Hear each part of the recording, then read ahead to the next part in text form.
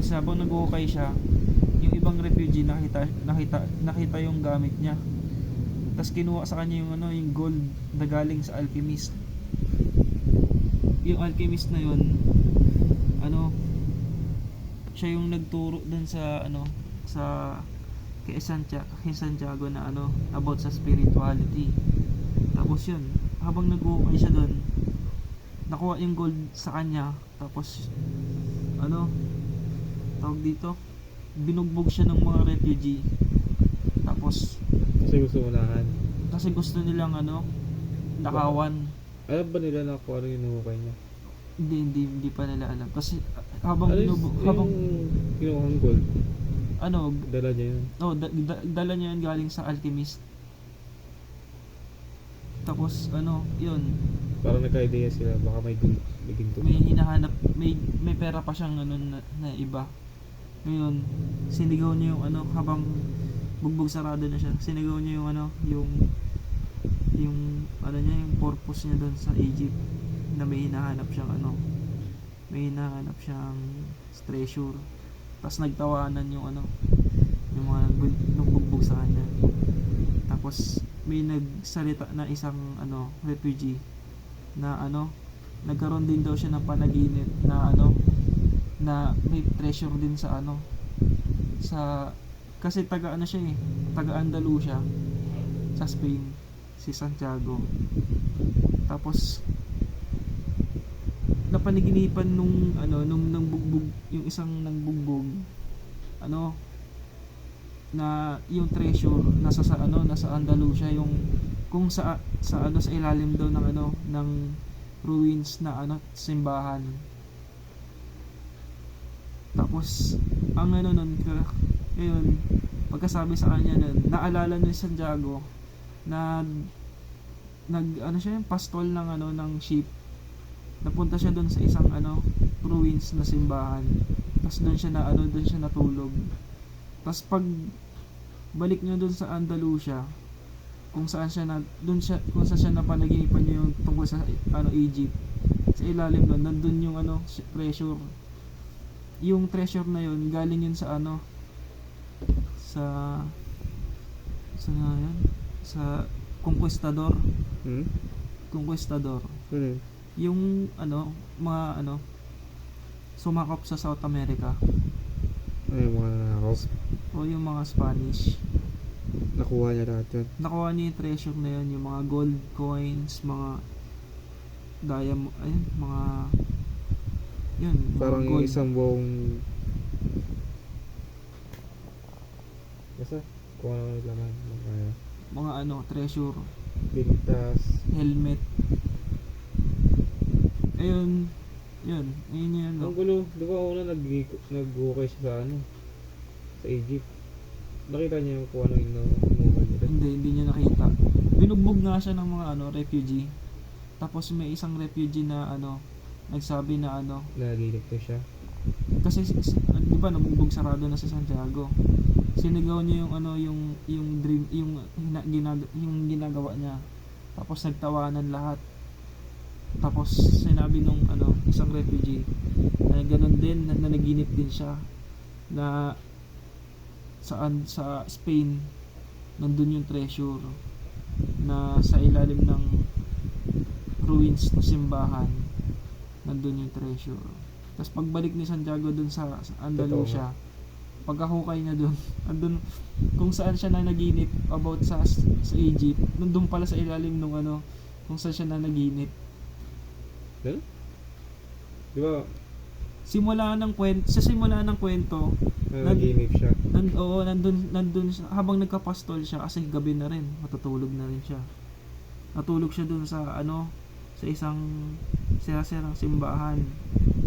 Tapos dun sa lugar na yon, dun siya na naginip about sa Egypt na treasure. Tapos sa ilalim nun, nandun na yung treasure. Hindi niya alam. Ngayon, nag-travel siya from Spain To to Egypt na ano, nila ano yun. Ayun yung pinaka ano ng kwento. Ayun yung pinaka kwento sa ano, libro. Pag-travel niya. Yung pag-travel, about sa mga experience niya, sa mga natutunan niya about sa mga taong nakasalamuha niya.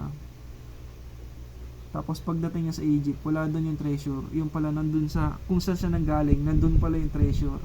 Parang yung turo doon sa libro, base sa pagkakaintindi ko, yung treasure na hinahanap natin, na nasa loob na talaga, nasa loob na natin yan. Nahanap pa natin sa ibang lugar. Di ba? Oo, di hinahanap natin, pero yung treasure nasa loob. Ang nagbigay ng clue sa kanya yung refuge na isa. Oo. Kasi nagbigay. kasama rin niya sa panaginip. 'Di ba na naginip siya sa sa sirang simbahan doon saan kung saan siya nanggaling. Napanaginipan niya na may isang batang nagsabi sa kanya na about sa treasure na nasa Egypt. Tapos pagdating niya sa Egypt, nandun yung isang bata na nagsabi sa kanya na about sa dream, nag-dream din, 'di ba? Ang kulit nga ng kwento yun. Iisa lang yung bata na yun. Iba. Yung parang isa. Yun ang nagsabi sa kanya na nasa Egypt yung di ba, nasa France siya. May batang nagsabi sa kanya, nasa Egypt yung treasure. Tapos pagdating na sa Egypt, may nagsabi naman sa kanya na nasa France yung treasure. Hindi, Iisa lang yun. Sa Spain. Sa Spain. Sa Spain. Iisa lang yun, hindi. Yung sa ulit? Di ba sa Spain, na nag-iip siya, tapos sabi mo, may nagsabi sa kanya na nasa Egypt yung treasure. Oo. Yung nagsabi na yun na bata, siya rin yung nandun. Oh, nandun din siya sa kung sa Egypt. Tapos yung Siya rin nagsabi na nasa Spain yung yung treasure. treasure. Oo, yan. Parang pinabalik lang siya dun. Kaya nga yun, ayun yung ng story, ng libro eh. Kumbaga ang napagkakaintindi ko, yung hinahanap-hanap natin na treasure, Nasa atin. nasa atin mismo. Ikaw, Parang sa akin pagka sa inaano ko, 'di ba yung pagtatrabaho. Tapos diyan ako lumaki sa tindahan. Oh, ayun siguro ayun yung treasure na hinahanap ko. Nandyan mismo sa tindahan. Ni Mami. kasi na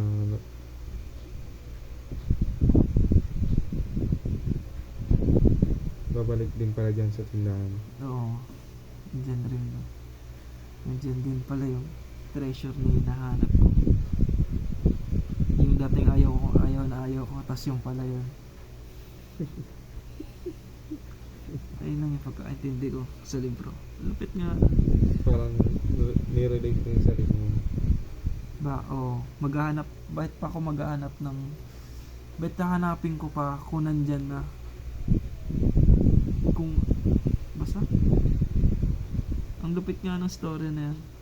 Sa buong journey niya, ang dami niya na experience, tapos pinabalik na, andun lang pala yung treasure sa kung saan nagsimula lahat. At least yung sa journey na yun, may mga nakilala sa ibang tao. May nakilala nga siya doon May ibang ugali.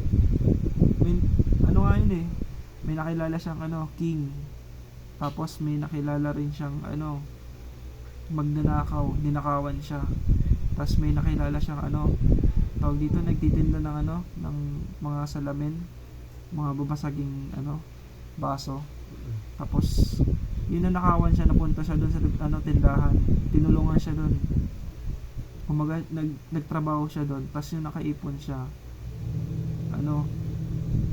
tinuloy niya yung journey niya papuntang Egypt, from Monaco to dumaan siya sa mga sa desierto. habang nilalakad, habang dumadaan siya sa desierto, nagkakaroon ng giyera. Tapos nandun na siya sa nakapunta na sila sa may nakilala siyang habang naglalakbay siya sa desierto, may nakilala siyang Englishman na gustong matuto na na gawing gold ang copper, tinatawag ng alchemist. Gold.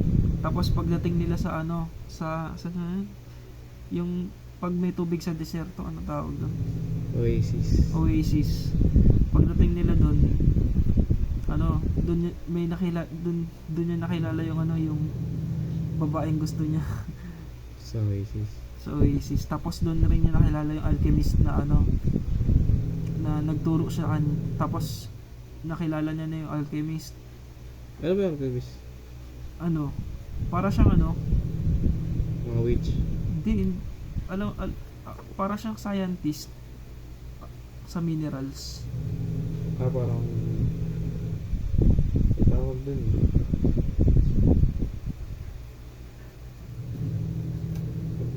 Parang geoscience. Basta Yung- more on minerals, mga bato, metal. Ang sabi lang doon sa libro, yung alchemist kayang ano yun, kayang gawing ginto ang kahit anong metal. Pero hindi ka lang kumikinang ay ginto. Lupit nga. Tas yung nakilala niya yung ano, yung alchemist. Tas ano, yun nga. Pag nilakbay nila ulit. Tapos ano, na ano sila doon. Yun na. Hanggang ano, tinulungan siya ng alchemist hanggang siya ano, makarating siya sa Egypt. Pero bago yun, may checkpoint. In-interview sila ng ano, ng mga sundalo. May movie kaya ba? Ang lupit nga, di ko alam eh. Ang lupit nga. Pero kung gagawin ng movie yun, ang haba nun, no? Oo, ang lupit nga nun. Kahit yung binabasa ko yun. Ang Parang lupit. series. Oo, para siyang ano. Parang may drama na rin. Ang lupit Pero kung nga. gagawin ng movie yun, ang daming ano, Ang lupit nga nun. Nabasa ko yun, ano eh, wala pa akong cellphone eh. Cellphone pa ni mami.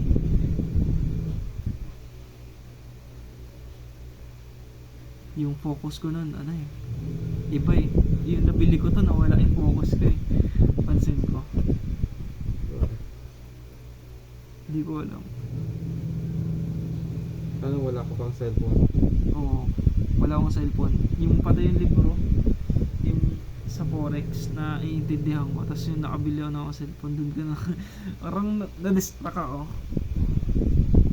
Pero yung wala akong cellphone, ano, focus ako nun. Naintindihan ko lahat ng bagay.